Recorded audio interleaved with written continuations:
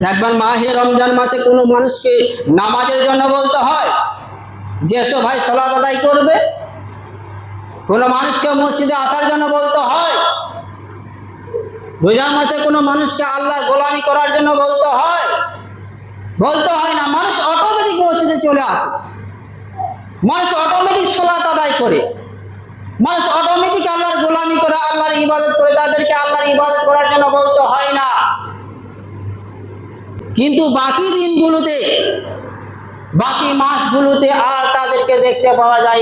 এই সমস্ত মুসল্লিদের সম্পর্কে যারা শুধু মাহে রমজান মাসে আল্লাহর গোলামি করে, আল্লাহর ইবাদত করে, আর বাকি দিনগুলোতে তাদেরকে খুঁজে পাওয়া যায় না।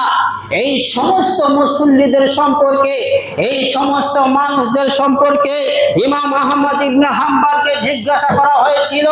ইমাম আহমদ ইবনে হাম্বলকে প্রশ্ন করা হয়েছিল, ইয়ারিফুনাল্লাহ, যারা মাহে রমজান মাসে আল্লাহকে চিনে, যারা মাহে রমজান মাসে আল্লাহর গোলামি করে, যারা মাহে রমজান মাসে সালাত আদায় করে, যারা মাহে রমজান মাসে জিকির আজকার, তাসবিহ তাহলিল জিকির আজকার করে, এরা কেমন ধরনের মানুষ, এরা কেমন ধরনের মুসল্লি? তখন ইমাম আহমদ ইবনে হাম্বল তিনি উত্তর দিয়েছিলেন, জবাব দিয়েছিলেন, যারা মাহে রমজান মাসে আল্লাহকে চিনে, বাকি মাসে আল্লাহকে চিনে না, এরা হলো সবচেয়ে নিকৃষ্ট, জঘন্য। কি বলবেন আপনি? ইমাম আহমদ ইবনে হাম্বল তিনি এই কথা বলেছেন।